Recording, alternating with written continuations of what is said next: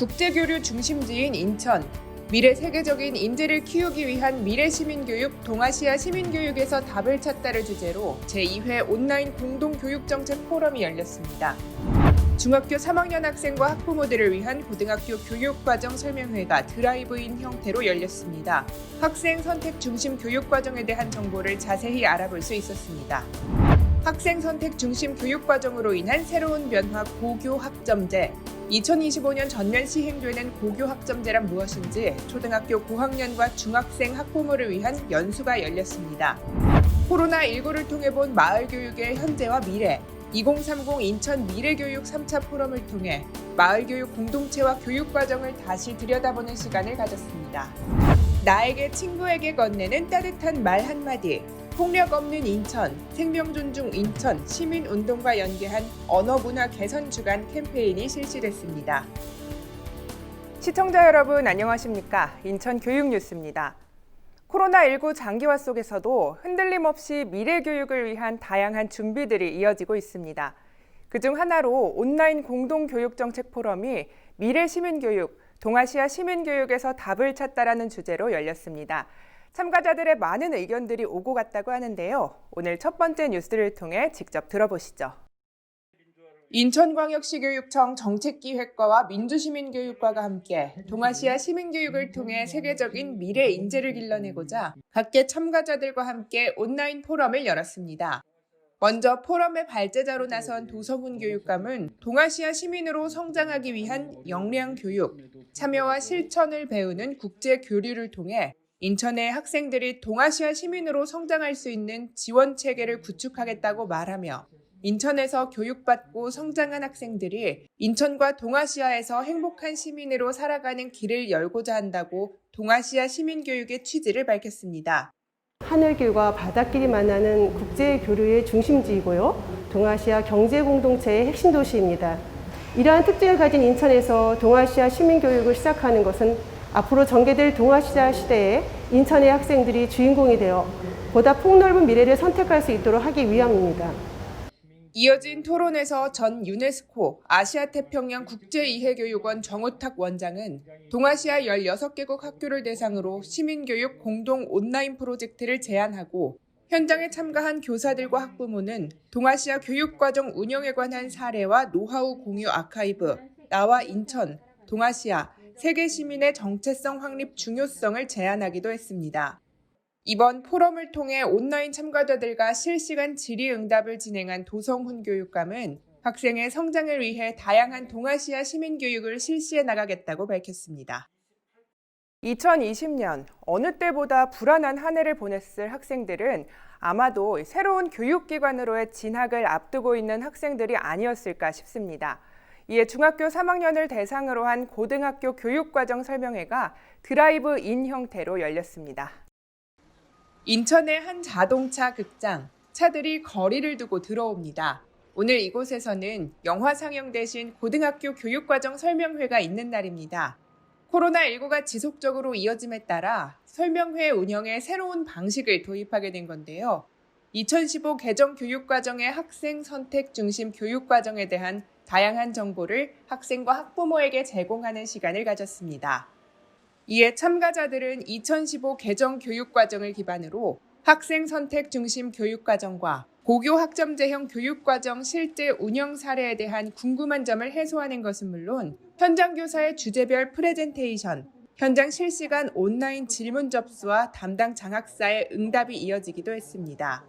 학생과 부모님이 같이 모여서 장래 상급 학교에 관한 정보를 듣고 이야기를 나눌 수 있는 자리를 마련해야 되겠다는 생각을 해서 드라이브인 방법으로 교육과정 설명회를 하게 되었습니다. 기초 정보와 더불어서 관내 학교들 중에 학생들의 그 요구를 받아들여서 다양한 특색이 있는 과목 교육과정을 운영하는 학교들의 소개도 또한 곁들여서 오늘 안내를 드리려고 합니다. 또 이번 설명회에 직접 참석하지 못한 학생과 학부모들을 위해 설명회 영상을 인천광역시 교육청 홈페이지, 유튜브, 블로그 등에 올려 언제든지 활용 가능하도록 했습니다. 앞서 전해드린 소식에 2015 개정 교육과정의 가장 큰 변화가 학생 선택 중심이라고 말씀드렸는데요. 우리나라 고등학교는 이를 위해 고교 학점제 시행을 앞두고 있습니다. 이 고교 학점제, 어떤 것들이 달라지고 또 어떻게 준비해야 하는지 학부모들을 위한 연수가 열렸습니다. 우리나라 고등학교에서도 대학교와 마찬가지로 과목을 선택 이수하고 누적 학점이 기준에 도달할 경우 졸업을 인정받는 고교 학점제가 실시됩니다. 올해 마이스터고에 우선 도입됐고 2022년에는 특성화고 일반고 등의 학점제 제도를 부분 도입, 2025년에는 전체 고교에 전면 시행하게 되는데요. 제도 시행의 의미와 함께 준비할 것은 무엇인지 궁금증을 해결해보는 시간을 마련했습니다.